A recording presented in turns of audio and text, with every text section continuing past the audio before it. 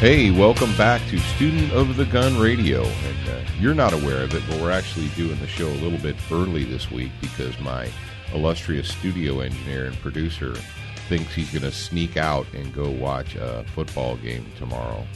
And I'm not really sure how I feel about that, except for the fact that I'm not going to be involved in that endeavor, so I guess I'll let him go. You going to talk to the folks at home, or are you going to play with your phone? What are you going to do over there? I was silencing my phone, so my phone doesn't talk to the folks at home. Good. That's a good idea because they probably don't need to be hearing your ringtone, do they? It would be okay for... Oh, this ringtone would be okay? Yeah. All right. How about, should you silence your phone before you go and stalk wild game on a hunt? Or should you do that, Jared? I don't know. Should you? Yeah, I'm going to go with yes, but apparently we're not on the same page as that. They can't understand English, so I don't understand what the problem is. Really? Yeah, that's it. Okay. All right. Well, I'm done busting Jared's cojones here.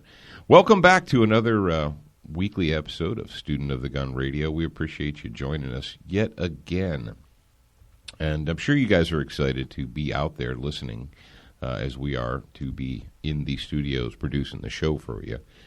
We've had a lot of great feedback this week. It's been a very, I guess you could say, interactive week between the Student of the Gun staff and the Student of the Gun fan base, or students, you guys out there.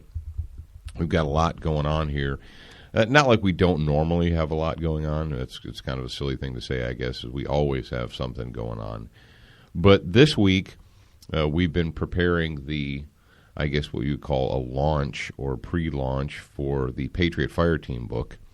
Jared's been working very diligently in his office on the computer, making sure that you guys, yes, you, yeah, and you too, are aware of the fact that the Patriot Fireteam ebook is going to be available very soon.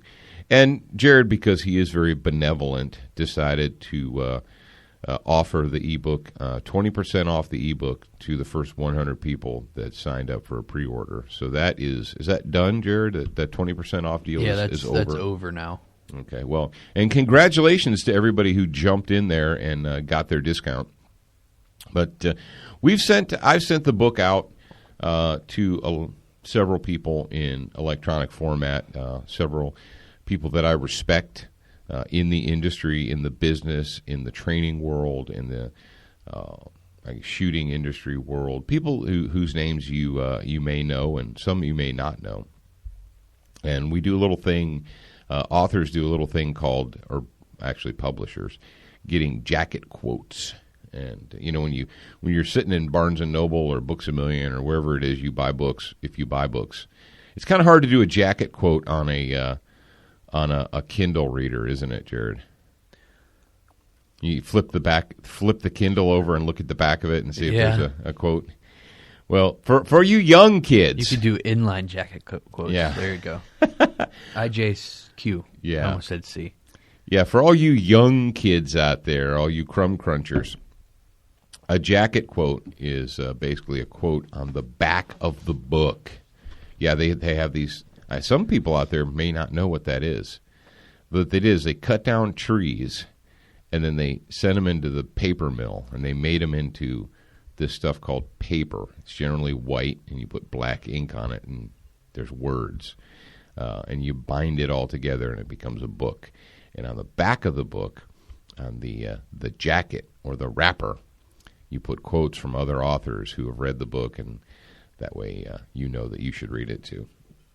Anyway, we've sent the book out to some folks to get jacket quotes, and that's a part of the process that we're going through. Now, Jared, let them know, when's the book, the ebook, when's it actually going to drop? When's it going to be available to the world, the English-speaking world? The ebook, it's even available to the non-English-speaking world. It will be. Are you gonna translate it into other languages? I'll use Google Translate. How about that? Oh, you can't do that. It'll be terrible. I'm just kidding. The ebook is going to be available on December 16th, and the release time is set for 6 p.m. right now. I might feel a little froggy and send it out earlier, but that's the release date right now. And people have said, we get a lot of oh, dude, I want it in paper. I got you. I understand that, and we're down with you. But the fact is 2014, and the fastest, most efficient way to deliver the material to you is via the ebook. Now, we are in negotiations with a print publisher right now to make a print copy. But we wanted to get the book done, final edited, and available to you guys before the Christmas season. And the best way to do that was to put it in the electronic book format or the ebook format. And so anyway, that's been keeping us really, really busy this week. We've had a lot of feedback back and forth between us and you guys out there in the studio audience. You're like, studio audience? Yeah. No, this isn't all in the family. Now, speaking of studio audience, Jared, do you want to say anything to the folks at home before we move on to the next subject? Was that supposed to be a lead-in for something? Oh, I didn't know. I don't want to always just dominate the conversation here, But you do so well at it. I'm trying to be benevolent. But if you are an AR-15 owner, you should know about Velocity Triggers. Velocity Triggers makes drop-in match-grade triggers for your AR-15 rifle, whether it's a 204 Ruger or a 300 Blackout or a 223, 5.56, what have you. If you've got a stoner-based rifle, a Velocity Trigger may just be the trick for you. They're easy to install. You can go to their website, velocitytriggers.com. And if you're not sure yet, just click on the how to install video. It's like 3 minutes or something, or 4 minutes. It's not very long. And then you'll sit there, you'll be like, wow, I could probably do that at my very own workbench. I could do that in my shop. And yes, you could do that in your shop.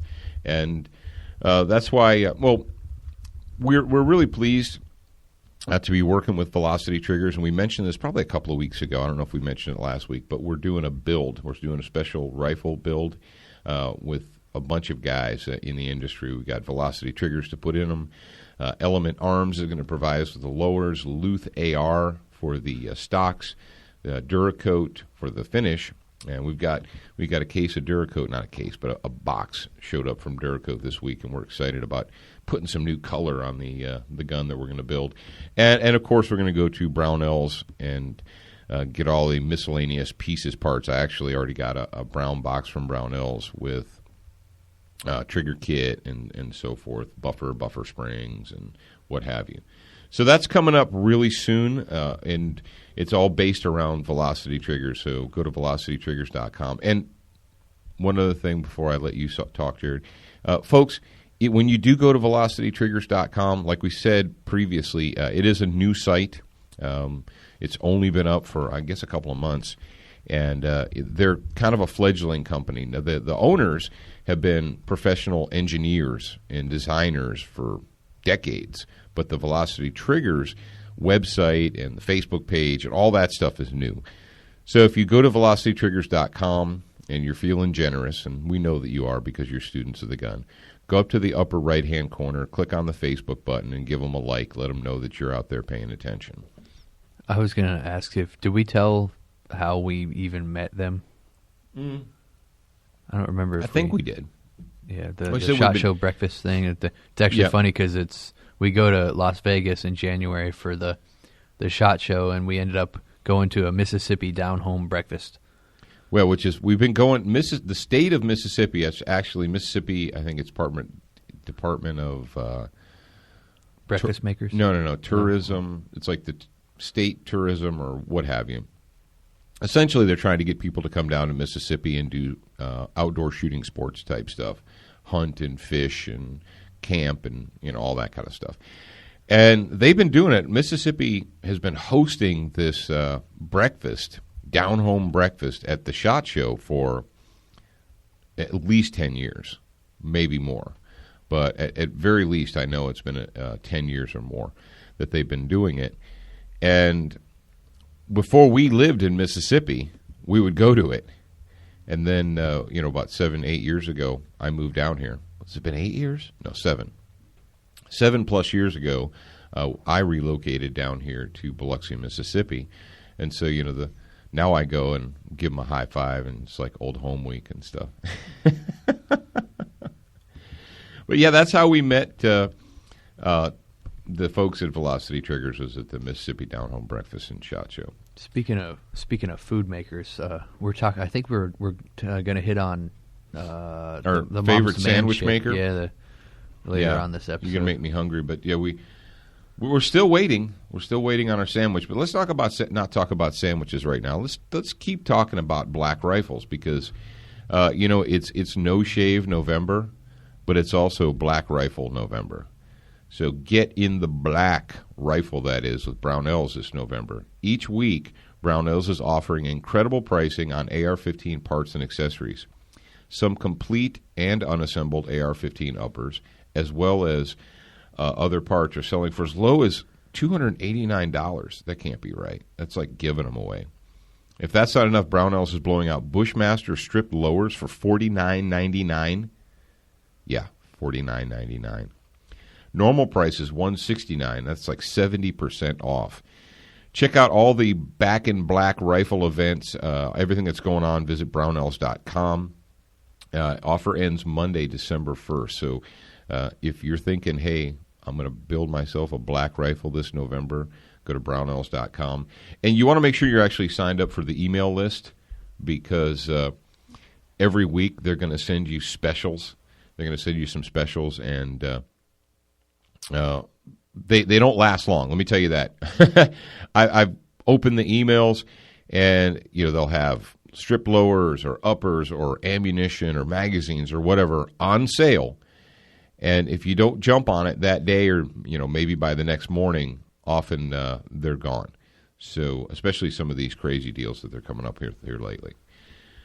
All right, Jared. We want to thank Colt. Colt.com. We want to thank SWAT Fuel, Velocity Triggers, Excess Size, Brownells. But we want to talk about winning battles in wars. You ready to talk about the war? About winning some battles and winning wars? I like to win. Do you like to win? I like to win. And despite what has been said by some of the...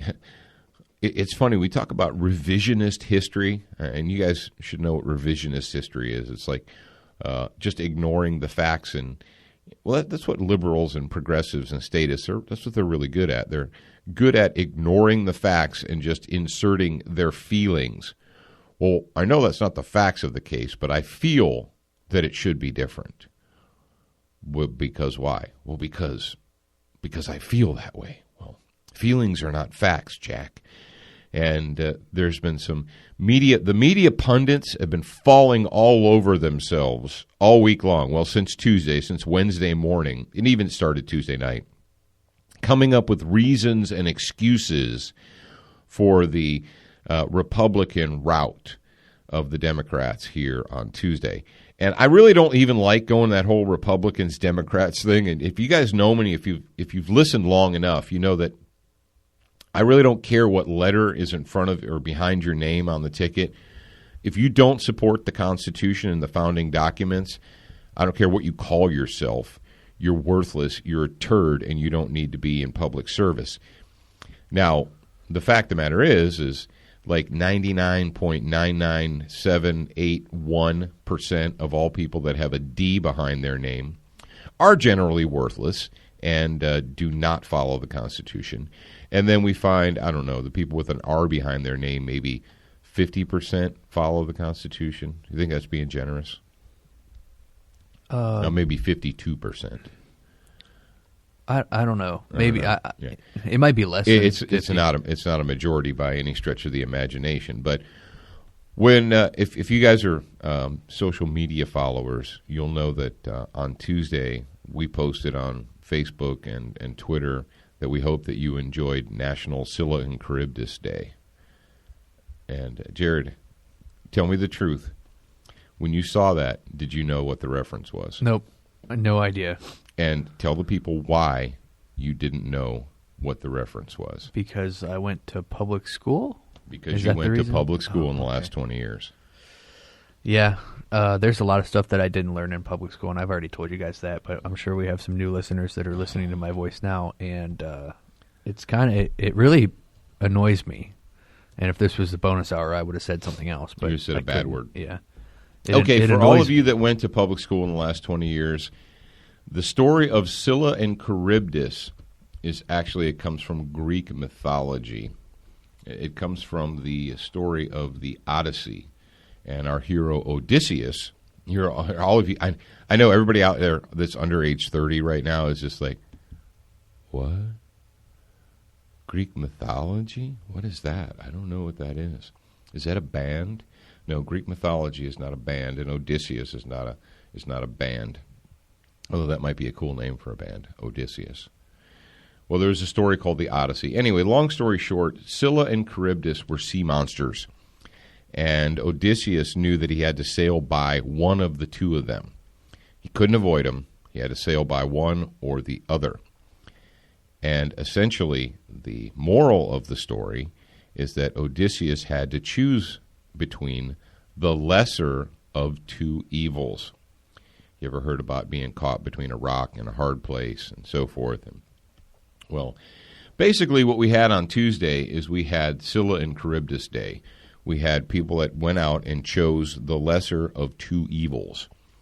And it's not because the Republican National Party, the big establishment party in Washington, came out with a platform and said, if you vote for Republicans in November, we will do this and this and this and this and this and this. They didn't. The campaigns were basically just left up to the individual candidates. And for us, student of the gun type people, the vast majority of the candidates that were either pro-gun or at least not anti-gun, there's a difference, but they won.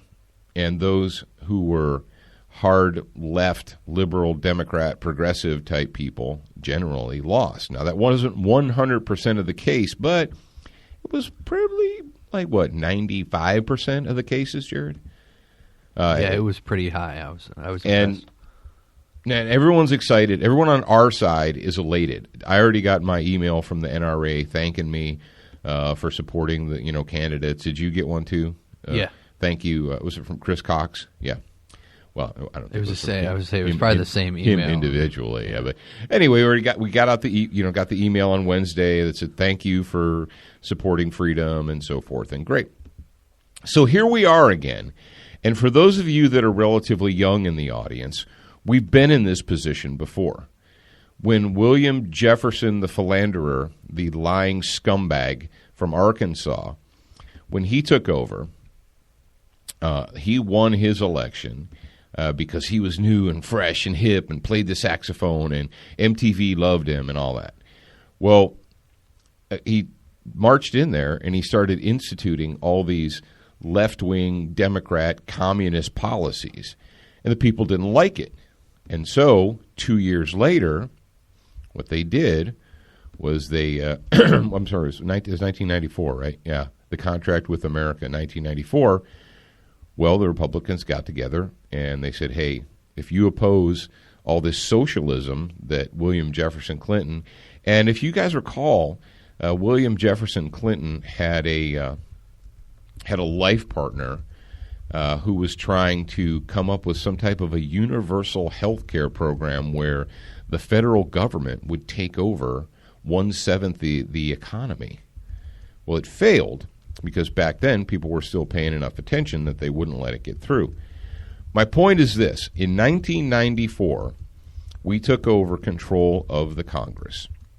By the time William Jefferson Clinton, when he came in and he passed the crime bill and put all those restrictions on so-called assault weapons and so forth, he had the House, the Senate, and, of course, the executive office, the presidency. When he left 8 years later, the Republican Party we had a Republican president, Congress, and Senate. And what did we do with it? We squandered it. Yes, we squandered it. We squandered the opportunity yet again. And why do we do this? Why do we, as good guys, why are we constantly on the defensive? Well, because we like to win battles but we forget about the war. Why do we always feel that we have to be on the defensive? Why are we always fighting back? Now, we just won a battle on Tuesday. We now have control of both the House and the Senate, which means that Comrade Barry Hussein can't shove any legislation down our throats. Now, what do we know about Comrade Barry Hussein? Does Comrade Barry Hussein, does he work within the confines of the United States Constitution? Or does Comrade Barry like to work outside of the confines of the U.S. Constitution? Does Comrade Barry need to get bills passed to get his way? Well, apparently not, because I don't think Comrade Barry has... When's the last time he actually put a bill forward? It would have been Obamacare. That's the last time he got behind a major piece of legislation. All the rest of it is, I'm just going to use my minions, I'm going to use my bureaucracies, I'm going to use the three-letter Gestapo agencies that emanate from Washington, D.C., IRS, ATF, DEA, not DEA so much. Who's the ones? BLM, Bureau of Land Management, the EPA. We're going to use our bureaucracies to enforce our will upon you. We're going to have the bureaucracies create internal memorandums, and we're going to rule and govern through memorandum, not through laws, because laws are hard. It's difficult. You actually have to go out in public and tell people what you're going to do and get them to vote on it. And we can't have that crap. We're just going to have our, the Bureau of Land Management pass an internal resolution or memorandum and rule that way. Or we're going to rule via executive order. So, well, what's the point, Paul? Well, I'm going to tell you what the point is. The point is this. We won a battle. But unfortunately, a lot of your friends and neighbors look at it as we won the war. You win the war, you sign the armistice, everyone gets on their ships and planes and goes home and stops thinking about it. We win World War II. I think that's the last war that we actually won. But we win, and people are like, okay, I'm all done thinking about that. I don't want to think about the ugliness anymore. I don't want to think about fighting anymore. All I want to do is go home, be with my family, live my life, and forget about it all. And that's what we do. That's what we do every single time, is we win a battle, but we think we won the war.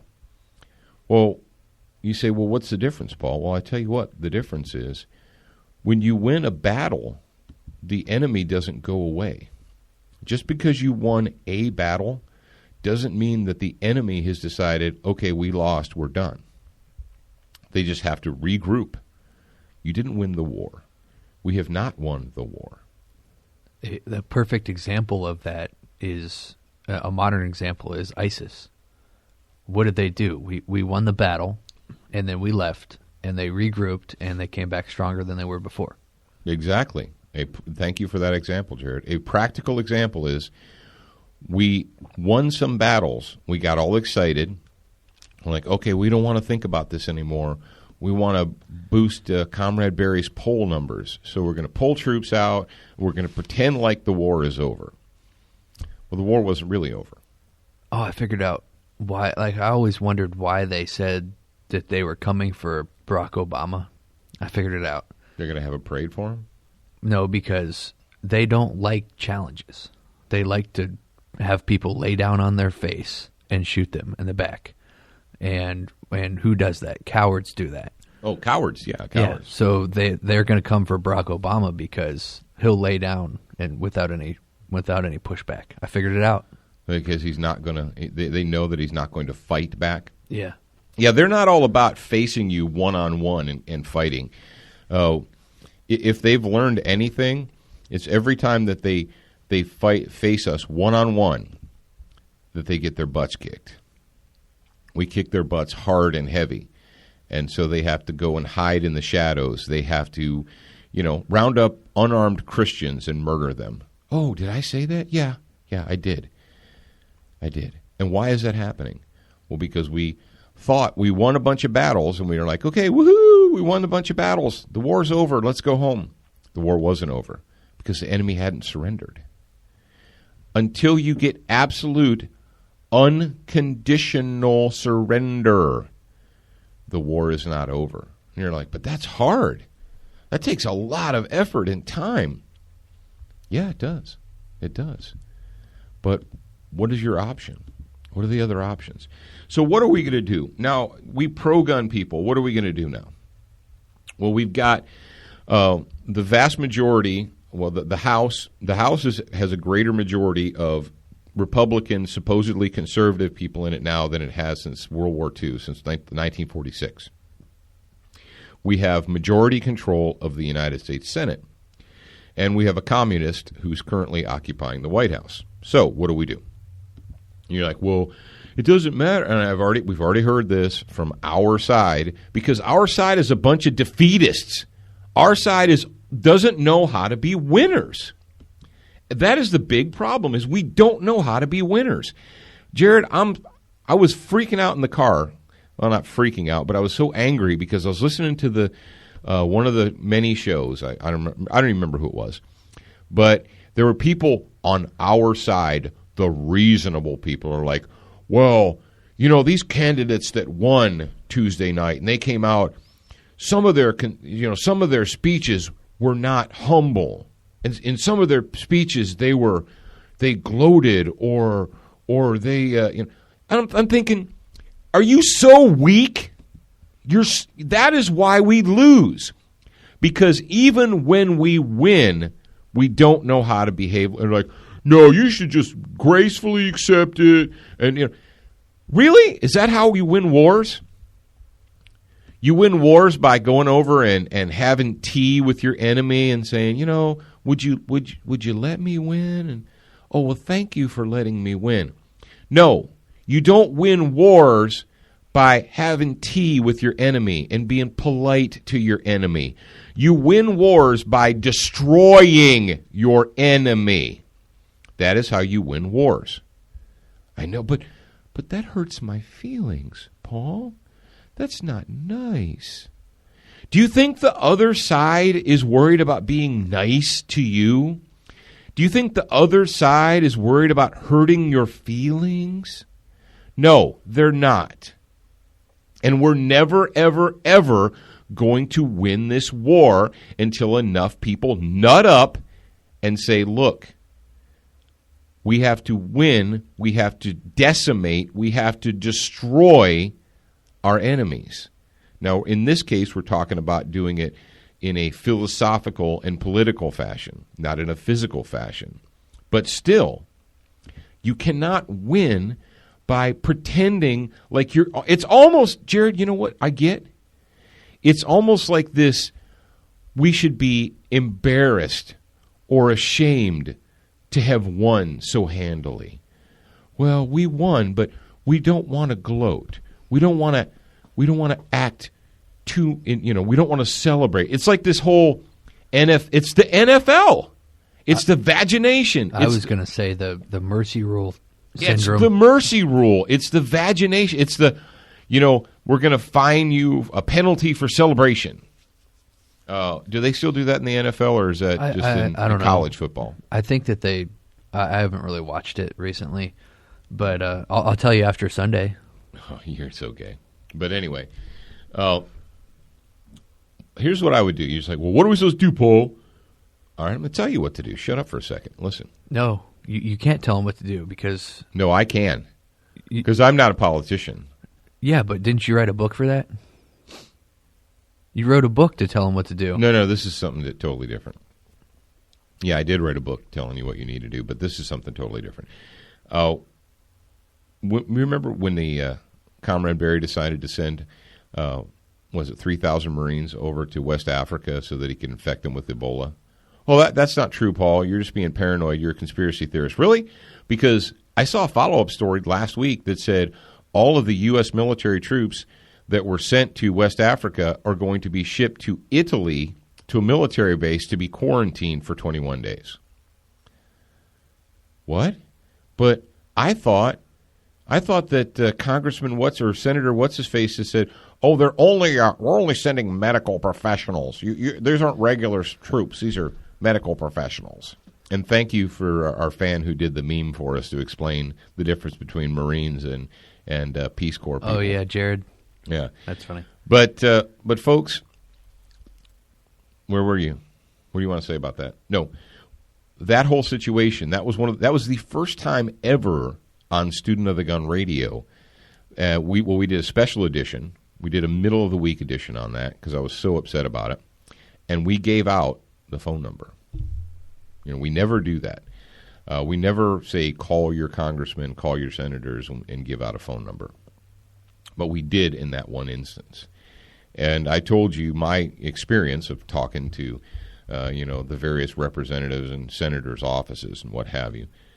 Well, I'm going to tell you this. This is what you need to do. If you want to win the war, not just the battle, you absolutely 100% cannot rest on your laurels. Have your celebration parties, pat yourselves on the back, high fives, everybody. But don't act like we won the war, because we didn't win the war. And I'm going to give you an example of that here in just a second. But, actually, coming up in the next episode, we're going to give you some serious examples of why we have not won the war, only the battle. Let your congressmen and your state and your federal representatives and senators know that you are paying attention. Say, okay, this is what we need to do. What we don't want is we don't want these guys to go to Washington in January and just start doing more of the same, maintaining the status quo. Or, we have control now, so we're just not going to let any new communist legislation get through. I got an idea. How about going through the last 6 years of communist, socialist, unconstitutional laws that have been jammed down our throats by parliamentary tricks and get rid of those?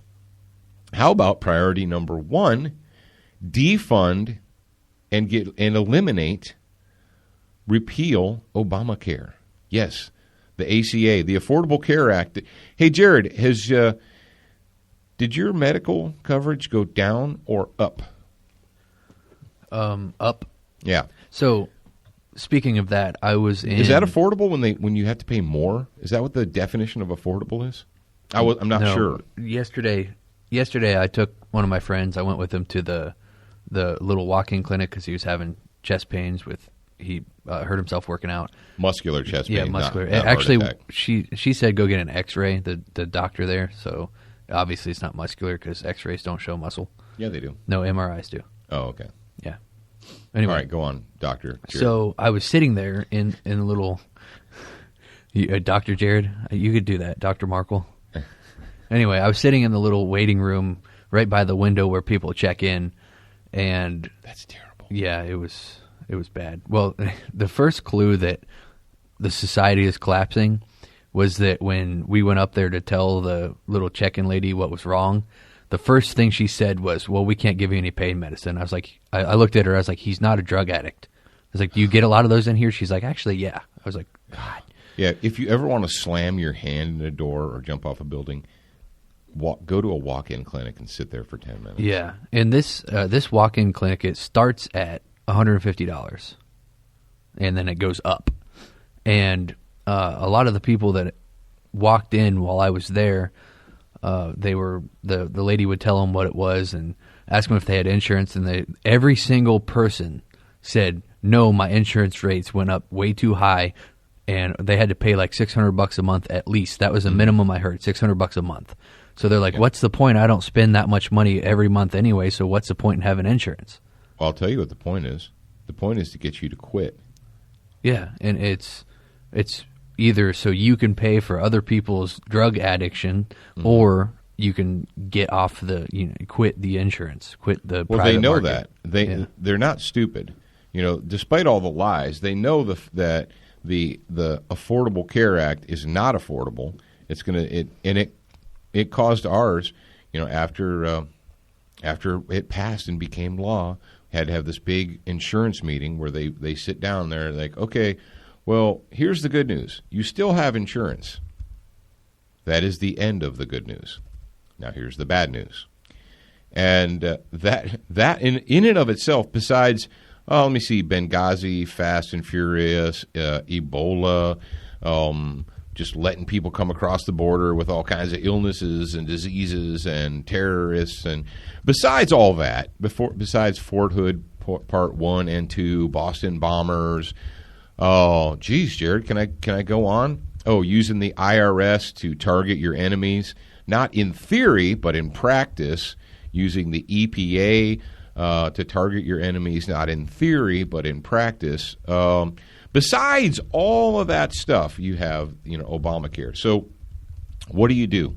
Well, you tell your representatives and senators, you email them, you phone them, call them, whatever you need to do, whatever form of communication you want to use, and let them know.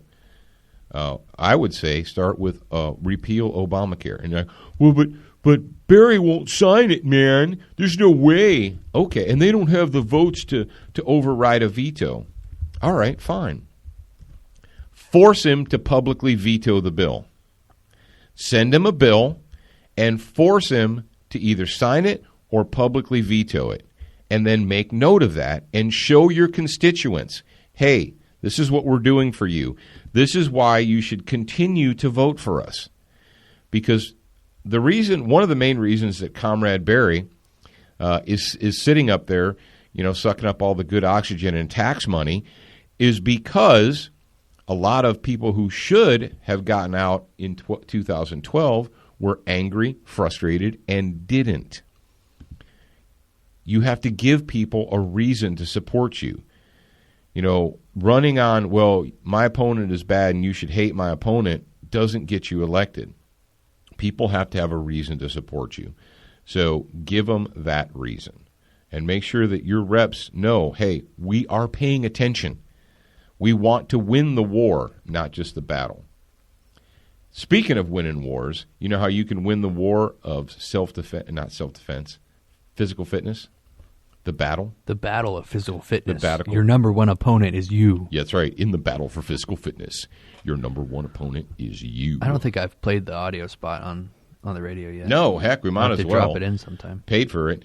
But anyway, SWAT Fuel, SWATfuel.com. And we had a fan. It's Jared, right? Our student that sent us a picture. I didn't see that one.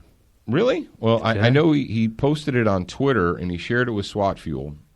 Every time you say the word Twitter, it sounds so gay. It's so vag-tastic. Yeah, I know it is. But what do you want me to do? Oh, let me see. Say the birdie. Where is it? Hey, anybody that can name that song, I'll give you. No, I'm not going to say that. No, I don't name that tune with them. I forget what you're looking for already. All right, you got it? No, I said I forget what you're looking for already. I'm looking for the pictures of our before and after of the photos. Before and after for the SWAT Fuel. Yeah. Yeah, and we had a dude, was it the same guy that asked the question about the focus? No, it was a different guy. Different guy, yeah. We had a guy ask us about how or which SWAT Fuel to get if he wants to cut weight or lose weight and still be able to focus. And basically his question was that he's taken stuff before that made him focus too much. And he was asking about SWAT Fuel. Yeah, I don't know. He said he was either didn't focus enough or focused way too much. I don't know what that means. But. Oh, yeah, I don't know what that means either. But yeah. Oh, anyway, it's Jared, right? Jared Logia. Well, his Twitter handle is One Gun Firearms. So if you want to follow him on Twitter, it's One Gun Firearms, all squished together. The number one? Yeah, O-N-E. No, it's the word O-N-E-G-U-N, Firearms. Anyway, he said that he's been deliberately working on losing weight for a year, and he's dropped 65 pounds. And, essentially his testimonial was that he was getting there. He was kind of like halfway to his goal. And he kind of plateaued, and he started using the SWAT Fuel and listening to what we were telling him. And so anyway, there's before and after pictures. He shared them with SWAT Fuel. He shared them with us. But if you guys go to swatfuel.com, and why wouldn't you? But go over there, check it out.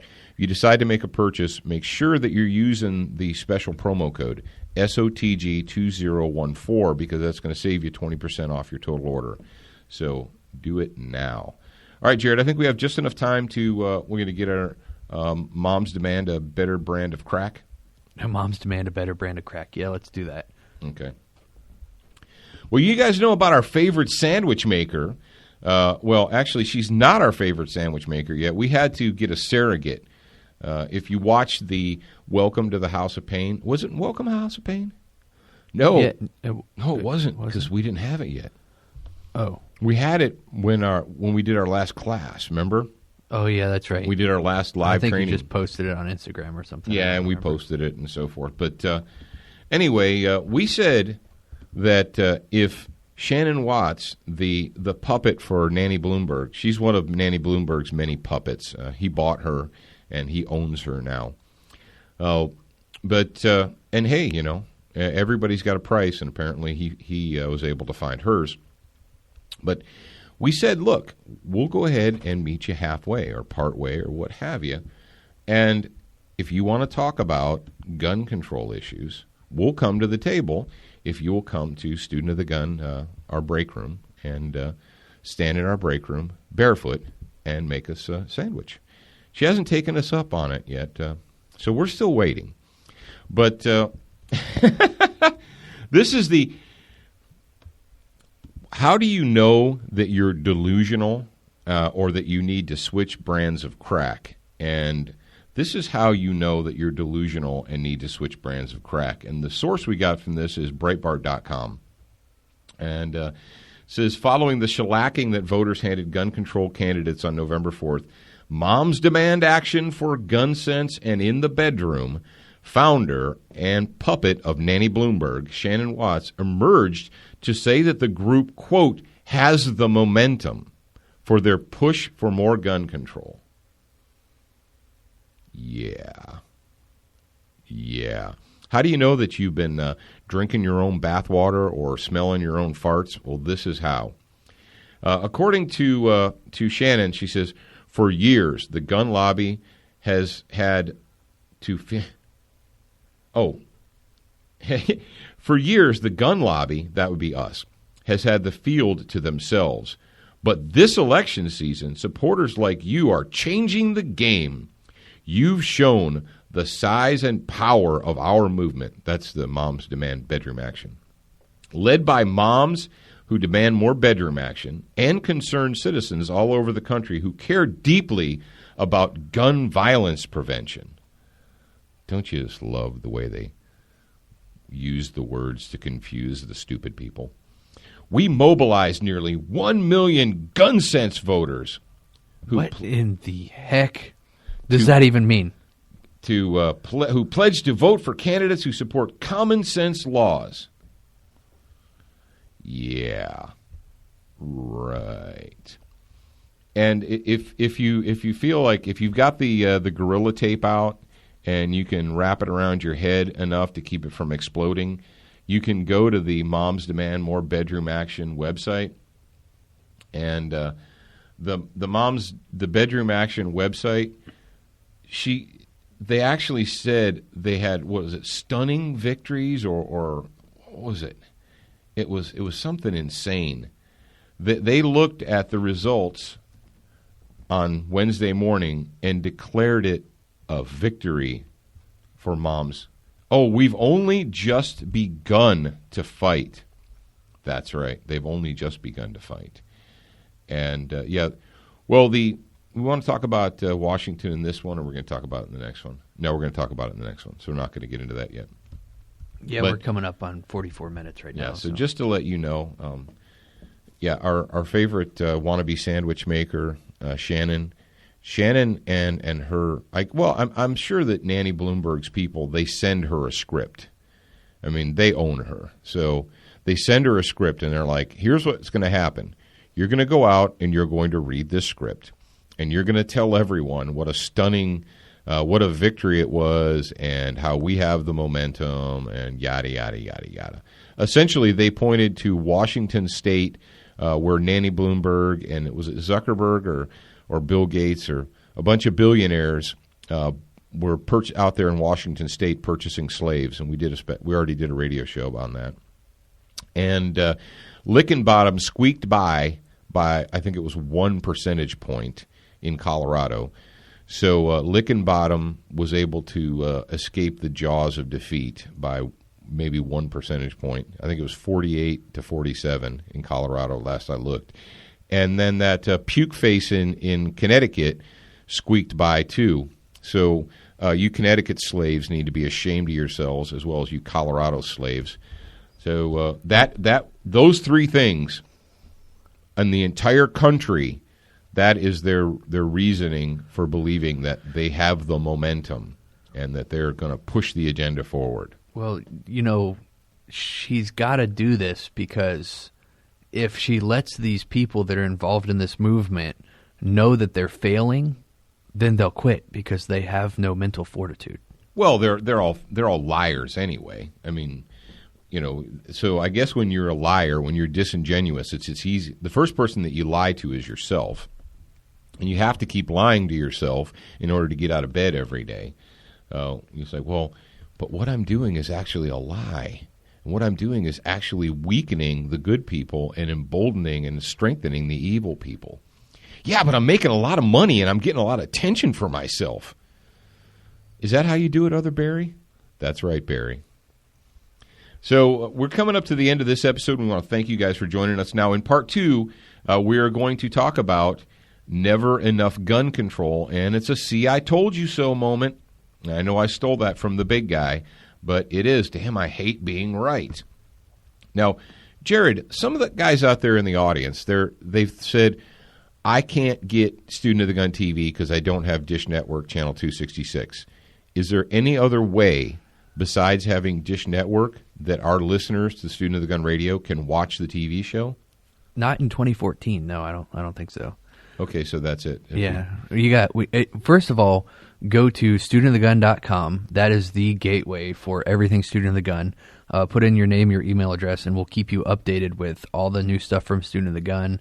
And like this Patriot Fireteam ebook that we're doing the pre-launch on.